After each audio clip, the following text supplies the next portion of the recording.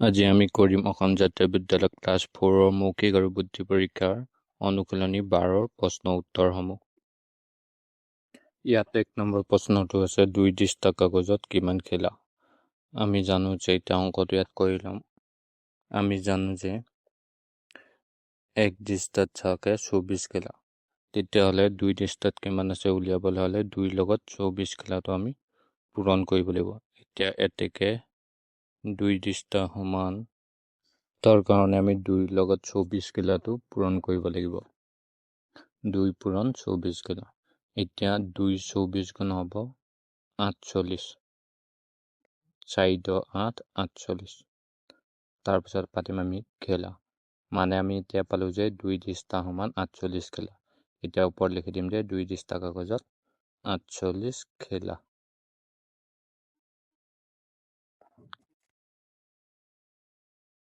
একেদৰে 3 ৰিম কাগজত কিমান খেলা আছে সুধিছে। আমি 3 ৰিমটো প্ৰথমতে আমি ডিষ্টালৈ লৈ যাম, তাৰপিছত ডিষ্টাৰ পৰা আমি কিমান খেলা কাগজ হয় উলিয়াম। এতিয়া আমি কৰি ল'ম যে ইয়াত লিখি লৈছোঁ যে 1 ৰিমত থাকে 20 ডিষ্টা। তেতিয়াহ'লে আমি 1 ৰিমতনো কেইখিলা থাকে প্ৰথমে উলিয়াই ল'ম। যিহেতু 1 ৰিমত 20 ডিষ্টা থাকে, 20 ডিষ্টাক যদি আমি কিমান খেলা আছে উলিয়াবলৈ হ'লে 20ৰ লগত 1 ডিষ্টা কাগজ আমি কি কৰিব লাগিব পূৰণ কৰিব লাগিব।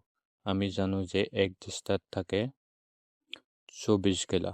তেতিয়াহ'লে 20ৰ লগত আমি 24 খেলা পূৰণ কৰিলে 1 ৰিমত কিমান খেলা কাগজ আছে ওলাব।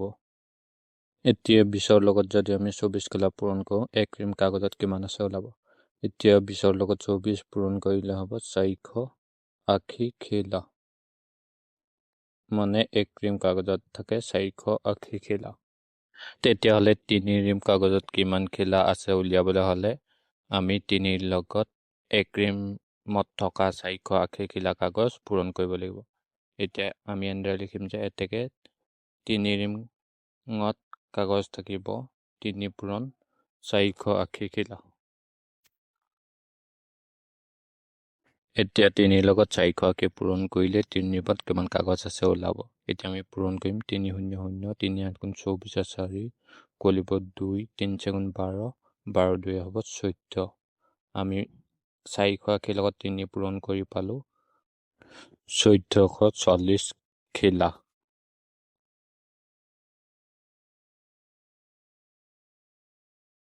এতিয়া আমি পালোঁ যে 3 ৰিম কাগজৰ মুঠতে 1440 খেলা কাগজ থাকে। এতিয়া আমি এইটো খালী ঠাইত লিখি দিম 3 ৰিম কাগজত 1440 খেলা কাগজ থাকে। 3 নম্বৰটো কৈছে 144 খেলা কাগজত কিমান ডিষ্টা থাকে। এতিয়া আমি জানো যে 1 ডিষ্টাত থাকে 24 খেলা। 1 ডিষ্টাত থাকে 24 খেলা। এতিয়া 144 খেলাক যদি আমি 24 খেলা কাগজেৰে হৰণ কৰি দিওঁ তেতিয়াহ'লে 124 খেলা কাগজত কিমান ডিষ্টা আছে ওলাব। এতিয়া আমি 144 খেলা কাগজক আমি 24 খেলা কাগজেৰে হৰণ কৰিম। এতিয়া 24 144 যাব 6 বাৰ, 24 6 গুণ হ'ব 144। ইয়াত ভাগফল ওলালে 6, মানে আমি বুজিলোঁ যে 144 খেলা কাগজত 6 ডিষ্টা কাগজ থাকে। ইয়াত লিখিম 6 ডিষ্টা। 4 নম্বৰটো কৈছে 100 ডিষ্টা কাগজত কিমান ৰিম। এতিয়া আমি জানো যে 1 ৰিম কাগজত থাকে 20 ডিষ্টা। এতিয়া এই 20 ডিষ্টাই আমি যদি সেই 100 ডিষ্টাটো হৰণ কৰি দিওঁ তেতিয়াহ'লে কিমান ৰিম কাগজ আছে ওলাব। এতিয়া আমি ইয়াক এনেদৰে কৰিব পাৰিম যে 100 ডিষ্টা সমান 100 ডিষ্টা সমান কিমান ৰিম আছে উলিয়াবলৈ হ'লে আমি সেই 100টোক আমি 20 ডিষ্টাৰে হৰণ কৰিব লাগিব। 100 হৰণ 20। এতিয়া যদি 100 ডিষ্টাক 20 ডিষ্টাৰে হৰণ কৰোঁ তেতিয়াহ'লে ডিষ্টাটো ৰিমলৈ গুচি যাব। এতিয়া 100ক 20ৰে হৰণ কৰিলে যাব 5 ৰিম, মানে 100 ডিষ্টা কাগজত 5 ৰিম কাগজ আছে।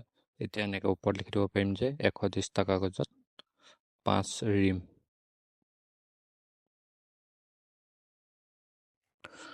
5 নম্বৰটো কৈছে যে এক দিস্তা কাগজৰ দাম 27.50 টকা হ'লে 25 দিস্তা কাগজৰ দাম কিমান হ'ব?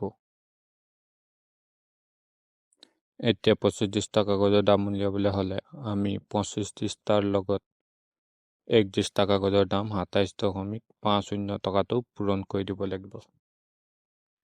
এতিয়া আমি কি দিয়া আছে লিখি লৈছোঁ। দিয়া আছে এক দিস্তা কাগজৰ দাম 27.50 টকা। এতেকে 25 দিস্তা কাগজৰ দাম হ'ব 25 দিস্তা কাগজৰ দাম হ'ব, তাৰ কাৰণে আমি 25ৰ লগত 27.50 টকাটো পূৰণ কৰিব লাগিব।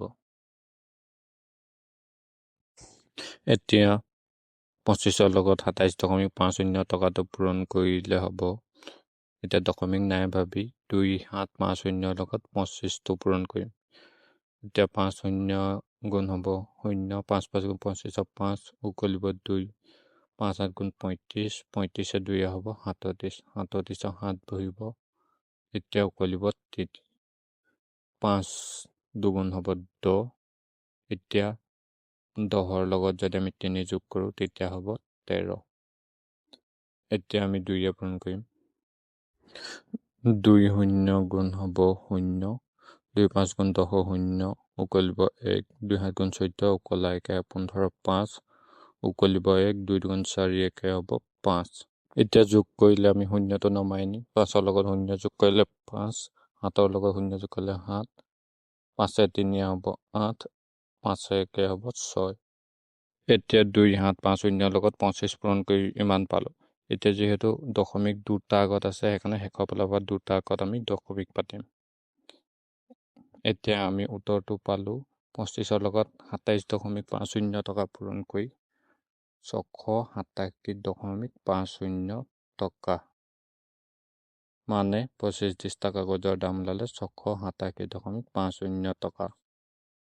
এতিয়া আমি খালী ঠাইত পাতি দিম যে 25 দিস্তা কাগজৰ দাম 687.50 টকা।